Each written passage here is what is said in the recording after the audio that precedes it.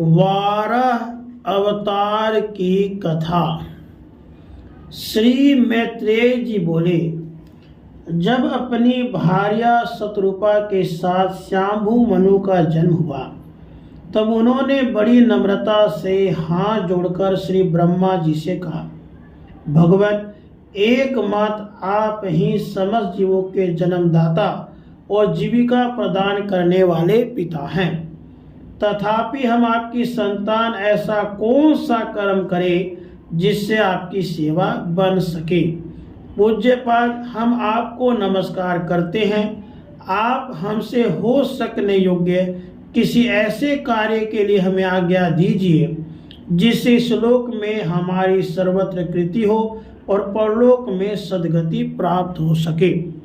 श्री ब्रह्मा जी ने कहा, तात पृथ्वीपते, तुम दोनों का कल्याण हो। मैं तुमसे बहुत प्रसन्न हूँ क्योंकि तुमने निष्कपट भाव से मुझे आज्ञा दीजिए यूं कहकर मुझे आत्मसमर्पण किया है। वीर, पुत्रों को अपने पिता की इसी रूप में पूजा करनी चाहिए। उन्हें उचित है कि दूसरों के प्रति ईर्ष्या का भाव न रखकर जहाँ तक बने उनकी आज्ञा का आदर पूर्वक सावधानी से पालन करें। तुम अपनी इस भार्या से अपने ही समान गुणवती संतति उत्पन्न करके धर्म पूर्वक पृथ्वी का पालन करो और यज्ञों द्वारा श्री हरि की आराधना करो। राजन, प्रजा पालन से मेरी बड़ी सेवा होगी और तुम्हें प्रजा का पालन करते देखकर भगवान श्री हरि भी तुमसे प्रसन्न होंगे। जिन पर यज्ञ मूर्ति जनार्दन भगवान प्रसन्न नहीं होते उनका सारा श्रम व्यर्थ ही होता है, क्योंकि वे तो एक प्रकार से अपने आत्मा का ही अनादर करते हैं। मनु जी ने कहा, पाप का नाश करने वाले पिताजी, मैं आपकी आज्ञा का पालन अवश्य करूंगा, किंतु आप इस जगत में मेरे और मेरी भावी प्रजा के रहने के लिए स्थान बतलाइए। देव, सब जीवों का निवास स्थान पृथ्वी इस समय प्रलय के जल में डूबी हुई है। आप इस देवी के उद्धार का प्रयत्न कीजिए। श्री मैत्रेय जी ने कहा, पृथ्वी को इस प्रकार अथाह जल में डूबी देखकर ब्रह्मा जी बहुत देर तक मन में सोचते रहे कि इसे मैं कैसे निकालूं। जिस समय मैं लोक रचना में लगा हुआ था उस समय पृथ्वी जल में डूब जाने से रसातल को चली गई। हम लोग सृष्टि कार्य में नियुक्त हैं, अतः इसके लिए हमें क्या करना चाहिए। अब तो जिनके संकल्प मात्र से मेरा जन्म हुआ है वे सर्वशक्तिमान श्री हरि ही मेरा यह काम पूरा करे। निष्पाप विदुर जी, ब्रह्मा जी इस प्रकार विचार कर ही रहे थे कि उनके नासा छिद्र से अकस्मात अंगूठे के बराबर आकार का एक वराह शिशु निकला। भारत, बड़े आश्चर्य की बात तो यही हुई कि आकाश में खड़ा हुआ वह वराह शिशु ब्रह्मा जी के देखते ही देखते बड़ा होकर क्षण भर में हाथी के बराबर हो गया। उस विशाल वराह मूर्ति को देखकर मरीचि आदि मुनिजन, सनकादि और शांभु मनु के सहित श्री ब्रह्मा जी तरह तरह के विचार करने लगे। ओहो, शुक्र के रूप में आज यह कौन दिव्य प्राणी यहाँ प्रकट हुआ है। कैसा आश्चर्य है, यह भी अभी मेरी नाक से निकला था। पहले तो यह अंगूठे के पोवे के बराबर दिखाई देता था, किंतु एक क्षण में ही बड़ी भारी शिला के समान हो गया। अवश्य ही ये यज्ञ मूर्ति भगवान हम लोगों के मन को मोहित कर रहे हैं। ब्रह्मा जी उनके पुत्र इस प्रकार सोच ही रहे थे कि भगवान यज्ञ पुरुष पर्वताकार होकर गर्जने लगे।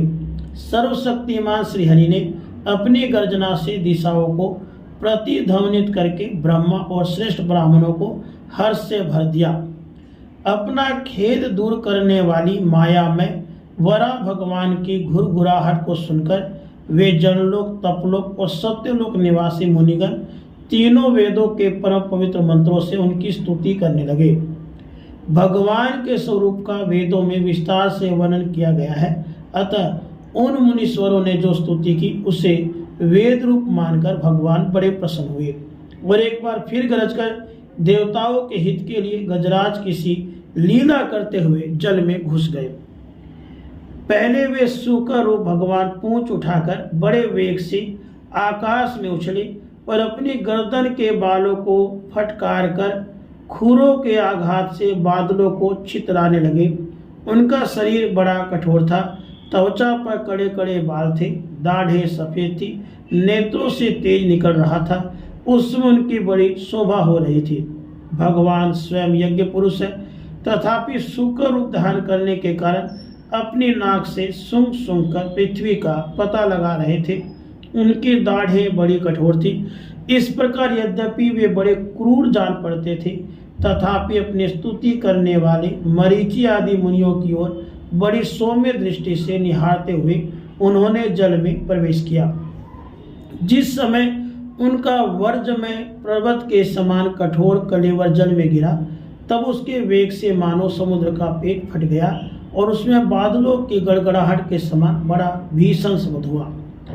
उस समय ऐसा जान पड़ता था मानो अपनी उतार तरंग रूप भुजाओं को उठाकर वह बड़े आर्त स्वर से हे यज्ञेश्वर मेरी रक्षा करो इस पुकार रहा है।